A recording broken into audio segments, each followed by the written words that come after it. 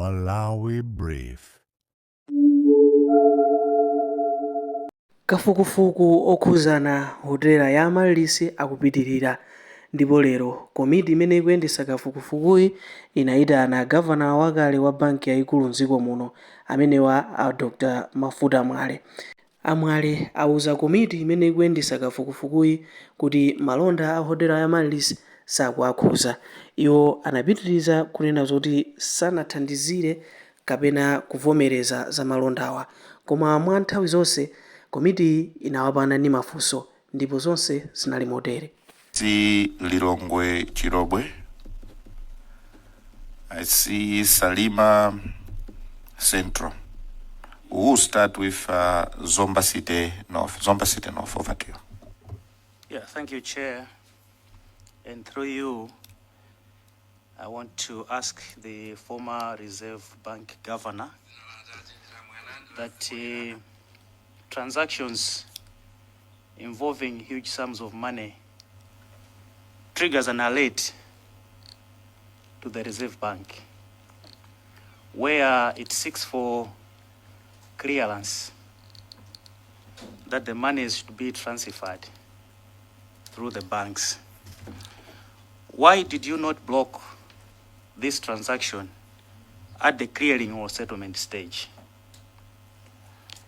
Cognizant of the fact that the current registrar managed to coordinate with Financial Intelligence Authority to freeze a whopping sum amounting to 72.2 billion, why did you not do the same to block this transaction? Thank you, Chair. Thank you, Zomba City North. Former Registrar of Financial Institutions, over to you. Thank you, Chair, for the question. My office acts on information. My reaction from the date of the 14th was acting on information from the public to my office to say there is this thing, and I did not want it to proceed. I can say, as I have already said, Chair, no one reported these transactions to me. As a governor, as a registrar, you see things through either your departments or indeed the public. When I discovered this yesterday, I was on the phone to the team. Why, how did this happen? And I have 2 or 3 things that probably went wrong. First of all, the issuing bank, which is FDH, had an instruction from the trustees to pay an account in the bank, in National Bank. And the receiving bank, which is National Bank, kept on receiving these resources. Ideally, we could have a report from these two after looking at the repeating process that was happening, to report to say, not necessarily to RBM, they do report these transactions to FIA. I expected probably that could have been the process that we could have known that these transactions happened. Chair, these transactions, any bank transacted through what we call ATS, Automated Transfer System. It is owned by the central bank, but it is used by all the banks, and they transact big amounts, small amounts. It's like I should take the discussion to us here. If I want to send money to him, my bank is National Bank, his bank is Standard Bank, or indeed another bank. When we do the transactions, say for example, more 626, the CEO doesn't know, the CEO of National Bank, but I initiate the operation and he receives money in seconds. And it's regard this as the same. FDH puts in an instruction to debit its account and send the money to National Bank. It is in seconds. It is quick. Just like MOS 626 or any other of these things. We were not aware. And the issue that I noted at that point, indeed, I was supposed to be alerted by these two institutions after seeing the repeating of from the same account to that account. They normally report such, and we have been able to receive information that this is happening. Can you investigate further fear? I don't know whether fear has come here. I don't know whether they had that report, but in my side, we didn't have the report. Even from my department, this is a national payments department. Nobody reported to the registrar until I left the office. And the Reserve Bank came to know this in February, when banks do now submit their reports to the central bank. And that's when, indeed, the current registrar had to take action. Had I known, I could have taken that action same time. But, Chair, it didn't happen that way. I had no information. And to me, it's the two banks looking at the repeat of the transaction. And also, if I don't know at what level, this is technical. I don't know at what level do my people or do the department look into these transactions. But I was not aware, Chair. Thank you, former registrar of Reserve Bank, Lilongo Chirobwe. Supplementary, let's take from Mulanje West, then supplementary from Blantyre Bisesa. Thank you, Chair, and all my seniors. I just want to ask that when the banks they're transacting huge sum of money and they are consulting, do they consult you directly or they consult somebody who reports to you? Because I'm asking this because this is a lot of money which was transacted from the bank. And immediately the same day you were supposed to know what was happening, and you are telling us that we didn't know. That's why I'm asking that, do they consult the Reserve Bank directly to you as the RBM, or they do consult somebody under under your office? Thank you so much, sir. Can you take that supplementary, then we'll go to Blantyre Misesa for another supplementary. Registrar? Thank you, Chair. No, they don't consult. As I've said, it is an automated transfer system. It's like, I will keep giving you example of humanitarian level, whereby you want to send money to me. You don't consult the CEO for National Bank who owns the more 626. You just push in a transaction. So it is automatic. They don't at all consult the registrar, unless probably there are issues to do with the violation also on their part in terms of the limits. For example, if they could violate, these are resources in the bank, but if they have violated the liquidity reserve requirement, they are supposed to keep a certain amount of money with the Reserve Bank. If they violated that, they could have consulted one or two different departments to seek authorization. But in this case, There is no consultation, honorable member. Thank you. It is automated. Switch off your mic. Thank you. Blunt, Mrs. You said you have supplementary. Over to you.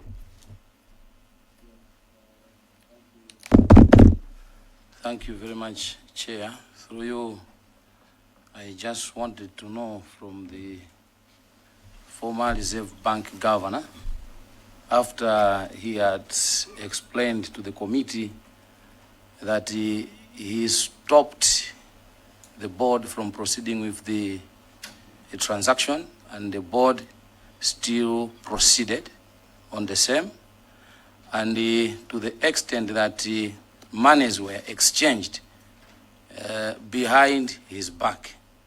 If we are to say Reserve Bank as a regulator has failed, would you agree with me? Thank you, Chair.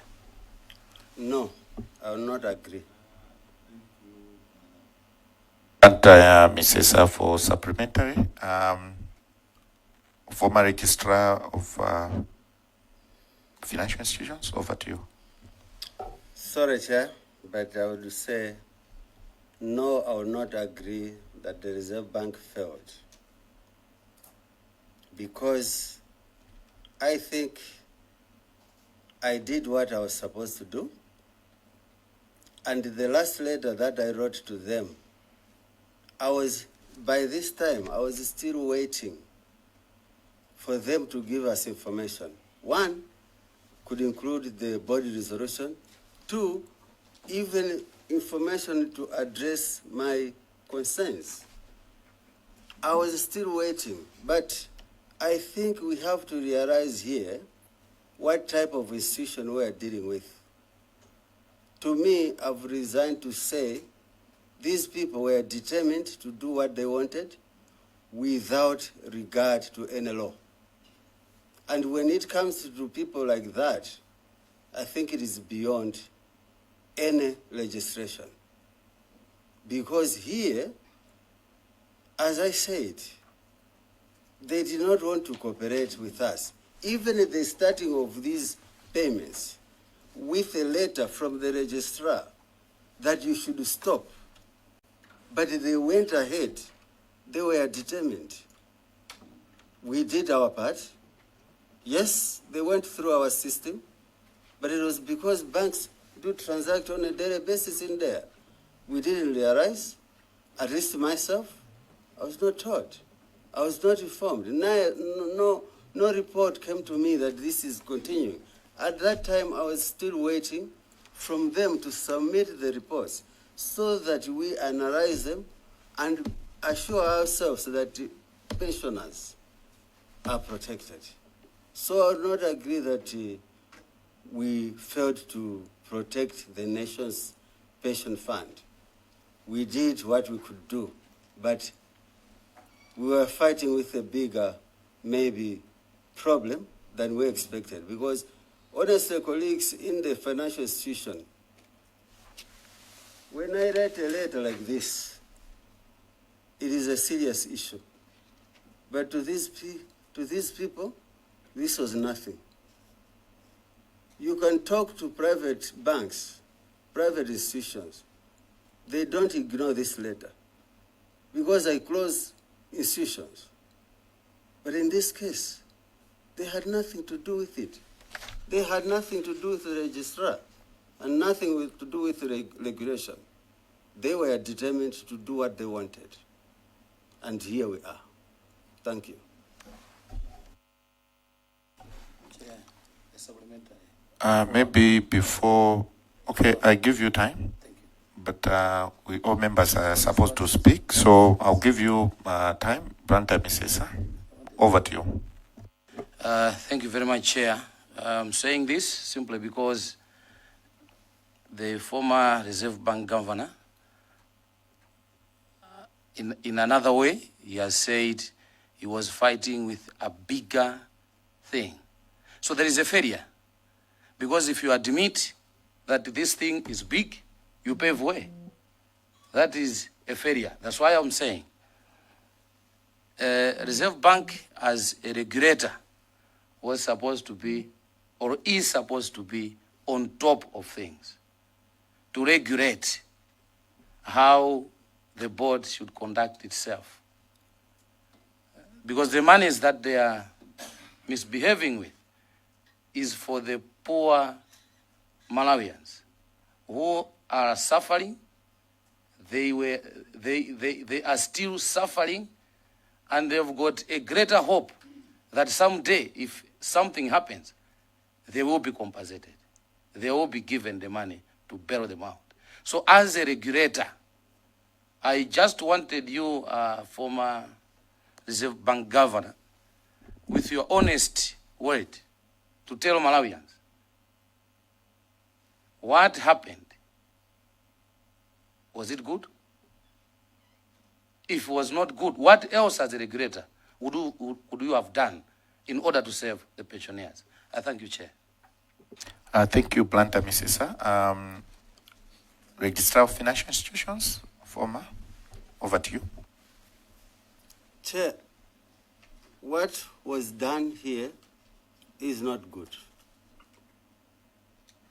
And indeed, if I had this information, I would have done exactly what the current governor did to freeze those accounts. But as I said, we do operate on information. We were not aware. These, to the central bank, looked as normal transactions that banks do transact on a daily basis. So it's not that there was any failure, but there was a willing partner not to be compliant. Rules are effective when everybody decides to be compliant. But if nobody is compliant, that's where we end to say, okay, let the courts do their job. No rule can be effective, no institution can be effective if the other partners decides to be uncompliant. Chair.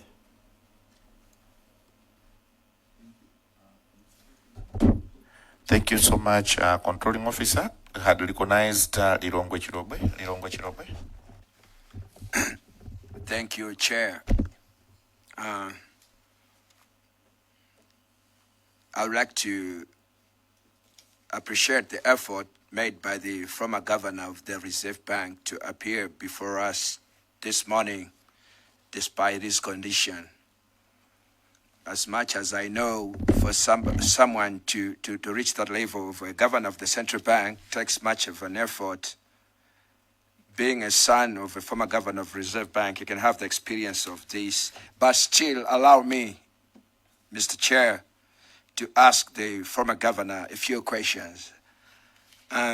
From what you have said here, I would like to know a few things. Who was the chair who told your team that the deal has already been concluded after you had given a stop order? The second one is about what measures are taken when violations of such magnitude take place. From your experience, I understand you were a Secretary of the Treasury before. I would like to know if such big transaction can go through without the knowledge of the Secretary to the Treasury and the Minister of Finance. From your experience as a former Secretary, as a former ST. The other thing which I would like to ask you, the former governor, is understanding whatever happened after you left the institution, some of the things that you have learned as late as a day or two before. What reforms to the registrar's powers would you now recommend to ensure that no future board can simply overrun a stop order as it had happened in this case. The last one is, why do you think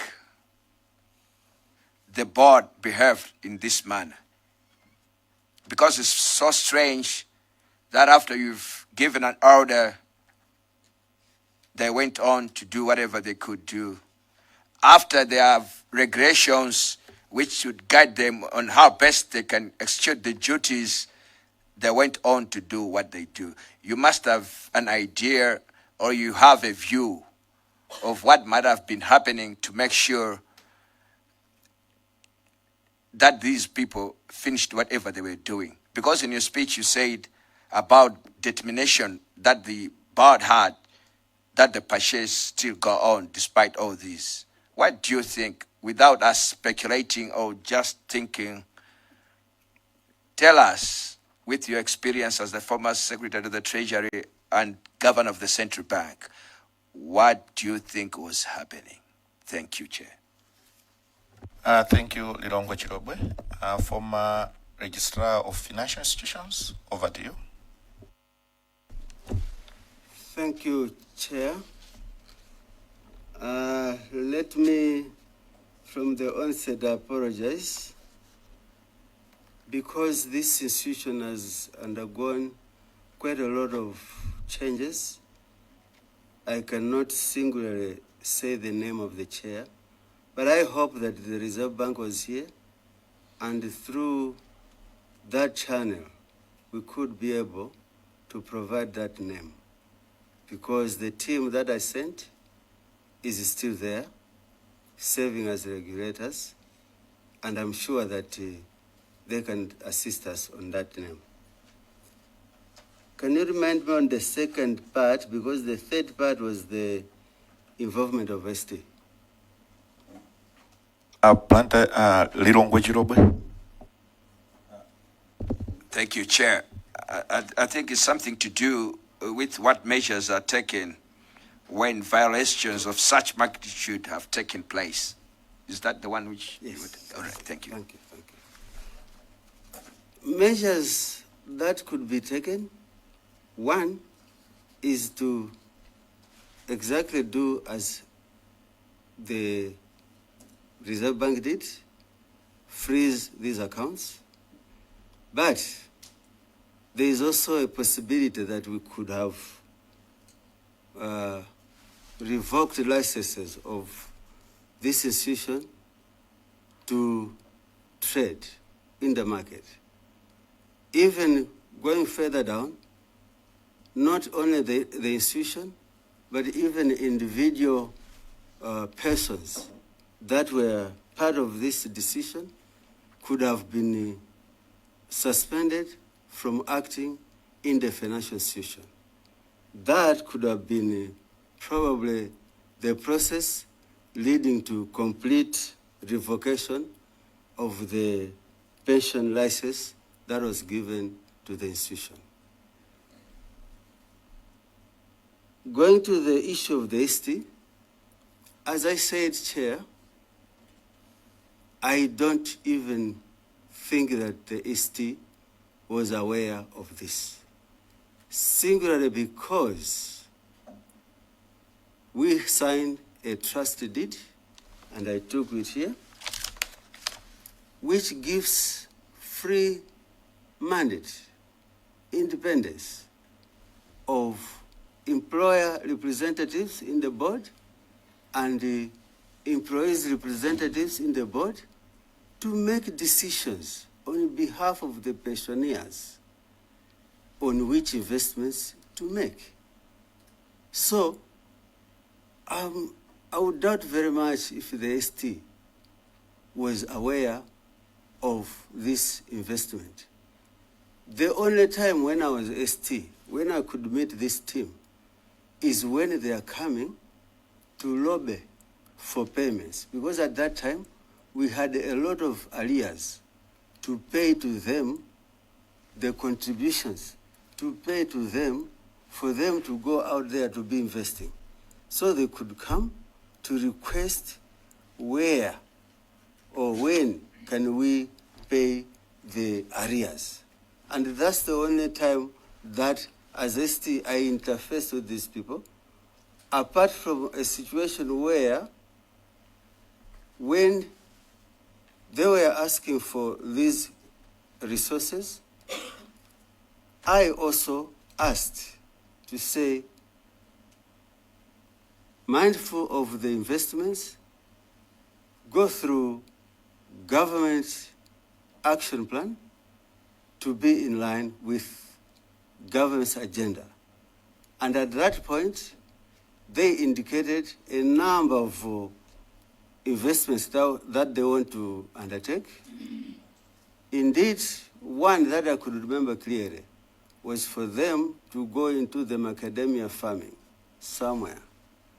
But we were cautioning to say, in this case, there should be a thorough analysis, benefit cost analysis before you move in, but be able to align with the government agenda on which areas to invest in the private sector, because growth comes from there. They never indicated at that point, but of course that was 2023. So probably this was not on the table, and they never mentioned this. But in short, Honorable Member, to answer you, the only way, the only maybe point to say is, I don't think the ST was aware. I don't think the ST did or got the information that the pension fund is going this way. Probably maybe that could have also been one of the areas which we could have had information, because there was now the viability. But when I went to the RBM, it was the issue of balancing the portfolio to make sure that the pensioner is served. What reforms? Looking carefully, the reforms that could be there is, one, the composition of this team, because we take people from the ministries at the request of the fund. We want a lawyer on our board. We want an accountant on our board. I think a composition should be enhanced, or even outsource the management to able institutions, like we have institutions in Malawi that manage pensions. To me, I think that could be one of the reforms that I could propose going through, because this is not good. Disregarding the registrar is not good. And I can't see Old Mitchell, I can't see Nico doing this type of work.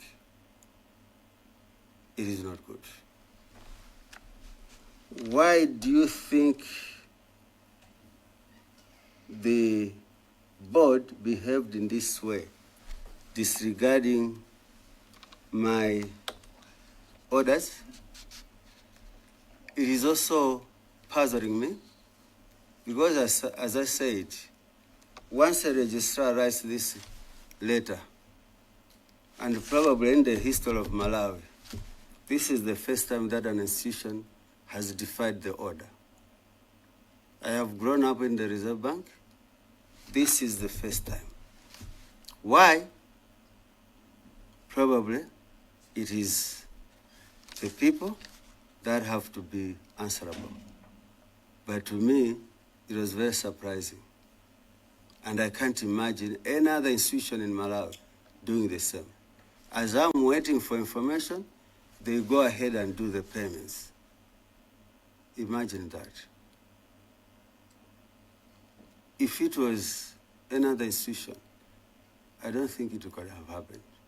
But let's investigate why it happened. Thank you, Chair.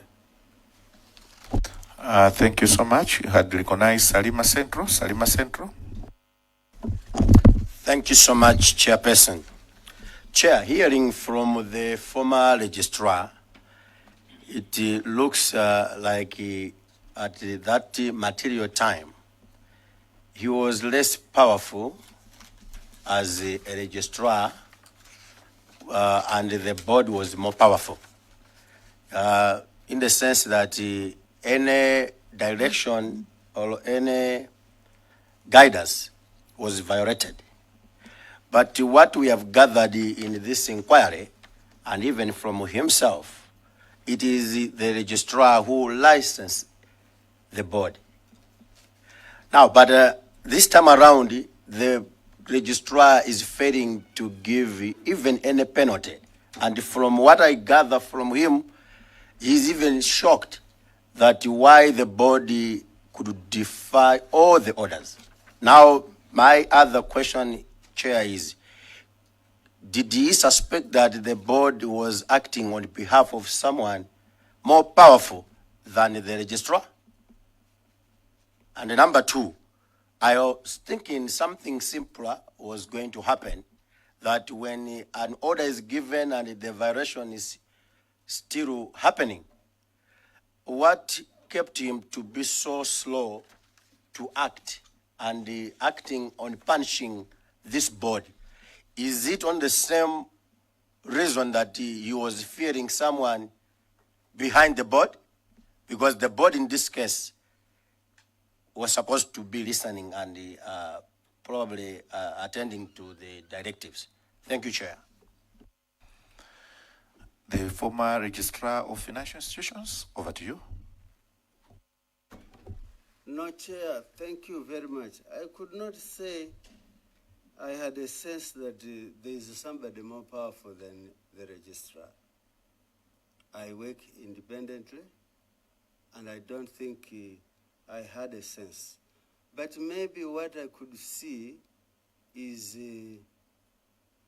them to make their own name, to say we have invested for our pensioners in this particular investment. I don't know what was pushing them, but maybe could it be the lucrativeness of owning that magnificent hotel or what? But we could not sense. Only we wanted to be assured that their portfolio is balanced according to the directives. So to me, I don't think I had the sense at that time that they are acting on behalf of some other powerful person, apart from the, or powerful than the registrar.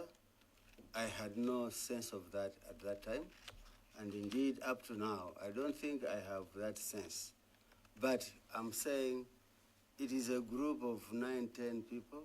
I think they have to give us honest directions.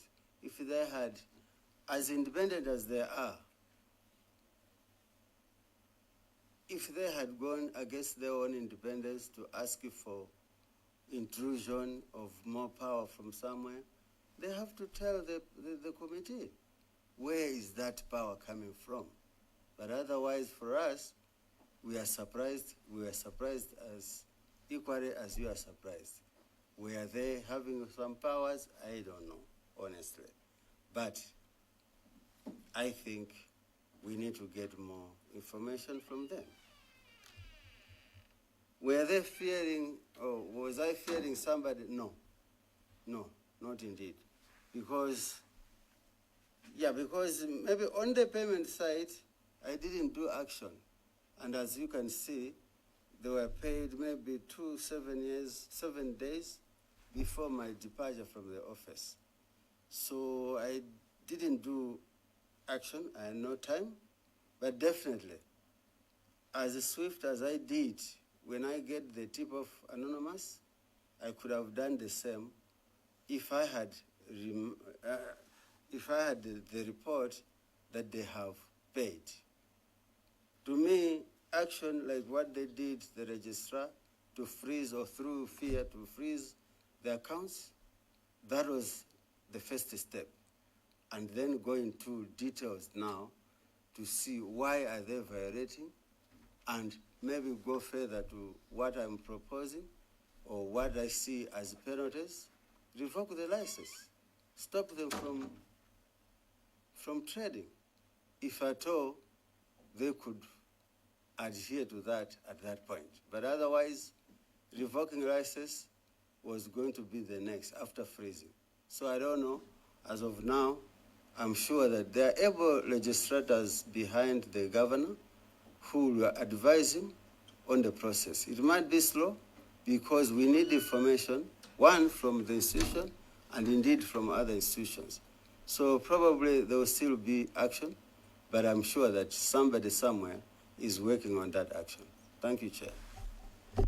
Thank you so much for that response from the question that you got from Salima Central. Other members, anyone with any question? Menemo ndi mmene zayambikiranso zokhuzana kafukufuku wa malonda a Amarylis Hotel. Koma tisayiwalenso kuti pali anthu ena amene akhalenso akubwera ku komiti kuti azaonekere nkuzapereka mbali yawo ya nkhaniyi, ndipo chilichonse cha nkhaniyi tikhale tikupatsirani tsatanetsatane wake. Takhala ndi pomwepo.